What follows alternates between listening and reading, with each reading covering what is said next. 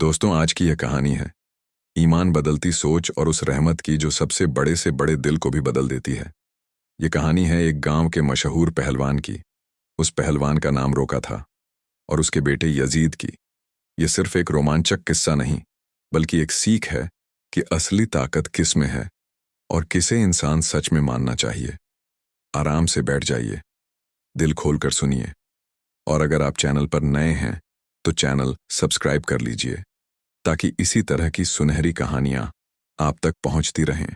कहानी कुछ इस तरह शुरू होती है। एक वीर और ताकतवर आदमी जिसकी दहाड़ और नाम पूरे इलाके में जाना जाता है। लोग उसे देखते ही डर जाते। मुकाबले में हर कोई हार जाता। रोका की हिम्मत और मर्दानगी की दास्तानें हर मेले और हर चौपाल में सुनाई जाती थीं। उसके हाथ में हर कला थी, कुश्ती, शक्ति, हस्तकला, और लोग उसे द्वार का सबसे शक्तिशाली पहलवान मानते थे। उसके पास इज्जत भी बहुत थी और अभिमान भी। एक दिन गांव की चौपाल में एक अजनबी आया। उसकी आवाज में एक अजीब सी गंभीरता थी। उसकी बातों में कुछ नया था।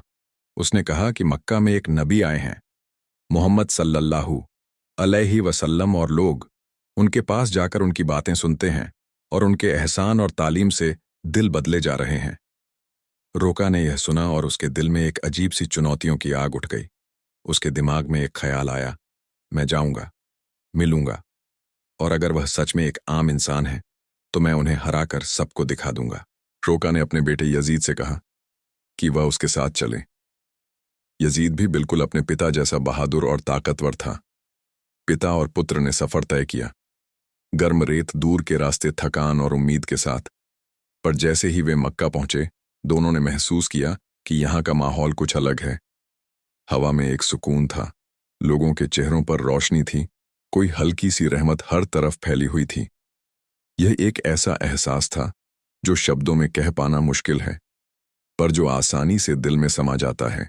रोका ने सोचा कि संभव है यह सब दिखावा हो या कोई जादू। इसलिए वह नबी के पास गया। उन्होंने देखा कि नबी सल्लल्लाहु अलैहि वसल्लम का चेहरा नूरानी और शांत था। उनकी मौजूदगी में दिल को सुकून मिलता था। रोका ने अपनी शान और घमंड के साथ सलाम किया और कहा कि मैं बहुत दूर से आया हूं। मैं इस दौर का सबसे ताकतवर पहलवान हूं। मेरा इरादा यह जानने का है कि आप सच में कितने ताकतवर हैं। अगर आप मुझे हरा देते हैं तो मैं मान लूंगा कि आप अल्लाह के रसूल हैं, वरना नहीं। नबी सल्लल्लाहु अलैहि वसल्लम ने बड़ी ही नरमी से कहा, पहले बैठो और सुनो। फिर उन्होंने कहा कि जो कुछ भी तुम्हें मिला है वह सब कुछ अल्लाह की देन है। तुम्हारी ताकत भी और तुम्हारी बहादुरी भी उस वही जिसकी देन से तुम इतने बड़े बने हो, उसी के सामने सिर झुकाकर ईमान की राह चुनो। रोका की आंखों में गर्व की चमक थी। वह एक पहलवान था। हार उसके शब्दकोश में कोई जगह नहीं रखती थी। पर नबी ने एक समझदारी भरी पेशकश की, यदि तुम मुझसे कुश्ती हारे तो मुझे मेरा रसूल मान लेना और ईमान ले लेना। रोका ने हंसकर कहा, ठीक है, मैं चुनौती स्वीकार करता हूं। मैदान बना, लोग इकट्ठा हुए, माहौल में उत्सुकता, हर्ष और एक अजीब नीरस उत्साह था। मुकाबला शुरू हुआ। रोका ने गरज कर हमला किया। दर्शक चौंक गए, पर नबी ने बड़ी ही सरलता से रोका को पकड़कर जमीन पर पटक दिया। रोका को समझ नहीं आया कैसे वह भरखुर कर खड़ा हुआ और फिर से कोशिश की, पर हर बार नबी ने उसे उठाकर जमीन पर पटक दिया। तीसरी बार रोका की सारी ताकत निथर गई। उसने महसूस किया कि इतनी ताकत के बावजूद भी कुछ कमी रह गई है, एक शक्ति जो सिर्फ शरीर की नहीं थी। रोका का मन बदल गया। उसकी आंखों में आंसू आ गए। उसने नम्रता से कहा, अब मुझे यकीन हो गया है कि आप सच में अल्लाह के रसूल हैं। उसने इस्लाम कबूल किया। यही कहानी का एक बड़ा मोड़ था, लेकिन यह खत्म नहीं हुआ। रोका का बेटा यजीद, जो पिता की तरह ही बहादुर था, पिता की हार स्वीकार नहीं कर पा रहा था। उसका दिल प्रतिशोध और साहस से भरा था। उसने नबी को चुनौती दी। युवा तेज उद्दाम यजीद ने भी पूरी ताकत लगा दी, पर नबी ने उसे भी बड़ी सरलता से पकड़ा और जमीन पर पटक दिया। नबी के चेहरे पर वही सहृदय मुस्कान थी। यजीद ने भी ईमान की राह अपनाई। इस तरह पिता और पुत्र दोनों के दिलों में ईमान की ज्योति जल उठी। दोस्तों, यही वो कहानी है जिसे हम विस्तार से बताएंगे। हर दृश्य, हर भावना, हर सीख। अब मैं इसे विस्तार से सुनाऊंगा ताकि आप इसे पूरे दिल से समझें और हर पल आपकी आंखों के सामने जीवंत हो उठे। कहानी के विस्तार में कल्पना कीजिए, रोका का गांव, चौपाल, पुराने पेड़, मिट्टी की खुशबू, सुबह की हल्की हवा। रोका का नाम सिर्फ गांव तक सीमित न था, उसके आसपास के इलाके भी उसके नाम से चर्चित थे। वो सुबह उठकर अपनी ताकत की कसरत करता, युवा लोगों को सिखलाता और मेले में अपने कौशल दिखाता। पर उसके अंदर एक आजमाइश भी थी, एक ऐसी चाह कि लोग उसे सबसे बड़ा माने। उसकी शान और घमंड उसकी पहचान थे। जब गांव में वह अजनबी आया और मक्का के नबी की बात की तो लोगों की निगाहें बदल गईं। कुछ ने कहा यह सब झूठ है, कुछ ने कहा कि यह कोई नया विचार है। पर रोका के मन में एक अलग आग जली। उसने सोचा कि वह जाकर सत्य का मुकाबला करेगा और उसके साथ गया उसका बेटा यजीद। यजीद भी पिता का प्रतिबिंब था, तेज, जोशीला और जुझारू। सफर कठिन था, रेत की गर्मी, पानी की कमी, रातों में ठंड। पर मक्का की ओर बढ़ते हुए दोनों के मन में एक आशंका भी थी, क्या वहां जाकर कुछ बदलेगा? क्या उस शहर की हवा में सचमुच कुछ अलग है? और जब वे पहुंचे तो जहां रोका को पहले सिर्फ बाहरी ताकत दिखती थी, वहां के लोगों के चेहरे की शांति ने उसे अंदर तक झकझोर दिया। यह अलग अनुभव था, एक ऐसी शांति जो किसी भी तलवार या मसल से हासिल नहीं की जा सकती थी। मस्जिद में जब रोका मिले नबी से तो वे देखे कि नबी की आंखों में एक अनोखी शालीनता है।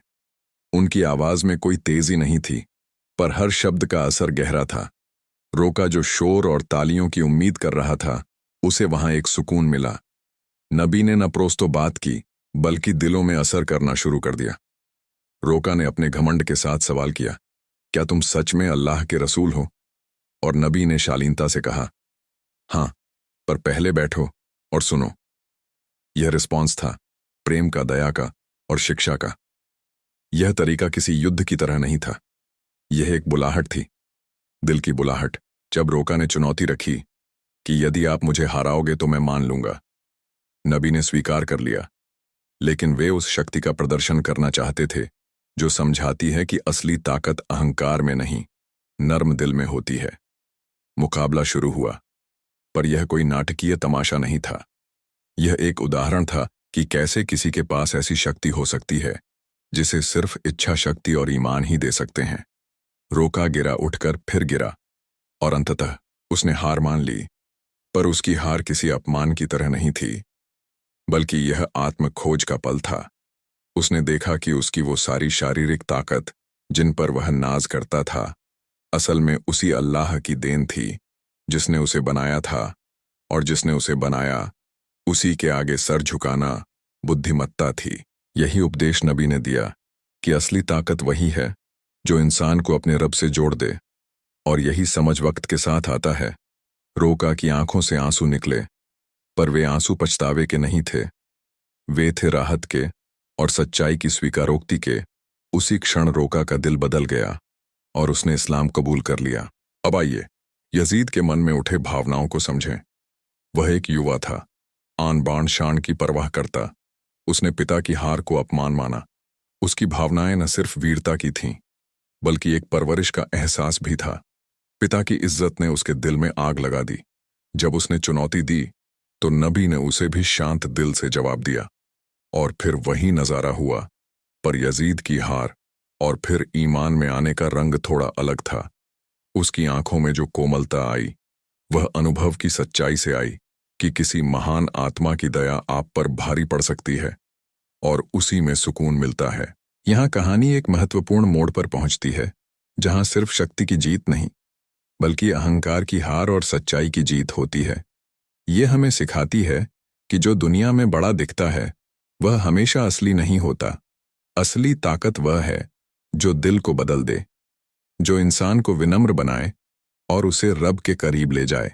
दोस्तों, इस कहानी से कुछ युक्तियां और सीखें हमें मिलती हैं। पहले हमने देखा कि बाहरी ताकत सीमित है, आप कितना भी बलवान क्यों ना हो, अगर आपके भीतर ह्यूमिलिटी नहीं है तो वह ताकत किसी भी मुश्किल में काम ना आएगी। दूसरा, सच्ची महानता न गुस्से, न दंगों, न दिखावे में नहीं है, वह स्नेह, दया और नम्रता में है। तीसरा, जब इंसान अपने रब को मान लेता है तो एक ऐसा सुकून मिलता है जो दुनिया की किसी भी चीज से बड़ा होता है। हम आगे कहानी के उन दृश्यों को भी विस्तार से महसूस करेंगे, जैसे मैदान की भीड़, लोगों की उम्मीदें, नबी का शांत चेहरा, रोका का पश्चाताप, यजीद का आत्मसमर्पण। इन भावनाओं को हम धीमे धीमे उकेरेंगे ताकि आप हर पल को महसूस कर सकें। मैं यहाँ कुछ संवाद भी आपके सामने रख रहा हूँ ताकि वह पल और जीवंत हो जाए। यहाँ आप धीमा करके एक एक संवाद सुनाइए। नबी की नरमी, रोका की गर्व भरी आवाज, यजीद की चुनौती और मैदान की चीखें। हर संवाद में भाव जोड़िए, विराम दीजिए ताकि दर्शक उसे महसूस कर सकें। कहानी का एक और सुंदर हिस्सा है वह घटना जहां मदीना के एक युवक ने नबी से एक अजूबा मांगा और नबी ने कहा कि उस पेड़ से कहो कि वह चले, और पेड़ ने चलकर नबी के पास आकर ठहर गया। यह वह मोड़ है जहां कई लोगों की आंखें खुल गईं, क्योंकि देखा गया इम्पैक्ट ने दिलों को झकझोर दिया। पर नबी की प्रतिक्रिया फिर भी वही शांत मुस्कान और दयालुता थी कि यह सब कुछ अल्लाह की शक्ति है और जो कुछ होता है उससे इंसान को सुलह करनी चाहिए, सीखनी चाहिए और बदलना चाहिए। अब मैं कहानी के अंतिम हिस्से की तरफ बढ़ूंगा, जहां रोका और यजीद का पूरा परिवर्तित जीवन हमें दिखता है। उन्होंने न सिर्फ ईमान स्वीकार किया, बल्कि अपने गांव वापस जाकर दूसरों को भी सच्चाई की तालीम दी। उनकी जिंदगी में जो बदलाव आया वह सिर्फ बाहरी नहीं था, उनके दिल में दया आई। उन्होंने अपनी ताकत को दूसरों की मदद के लिए इस्तेमाल किया और अपने गर्व को त्याग दिया। यह वह असली जीत थी, आत्मा की जीत। दोस्तों, इस कहानी का सबसे बड़ा सबक यह है कि असली सफलता और असली आत्मिक सुकून तब मिलता है जब हम अपनी देन को समझते हैं और उसे देने वाले के सामने नम्र रहते हैं। ताकत अगर अहंकार बन जाए तो वह विनाशकारी होती है, पर वही ताकत अगर नम्रता में बदल जाए तो वह दुनिया बदल देती है। रोका और यजीद की कहानी हमें यही संदेश देती है। अपनी उपलब्धियों पर नाज करना ठीक है, पर उन्हें अपने भगवान की रहमत समझना जरूरी है। अब मैं आपको कुछ नसीहतें आसान भाषा में दे रहा हूं जो आप अपनी जिंदगी में उतार सकते हैं। ध्यान रहे, ये सुझाव दिल से हैं, किसी एक धर्म तक सीमित नहीं, बल्कि इंसानियत की सीख है। पहले अपने गुणों को पहचानिए, पर उन्हें अपने अस्तित्व का केंद्र मत बनाइए।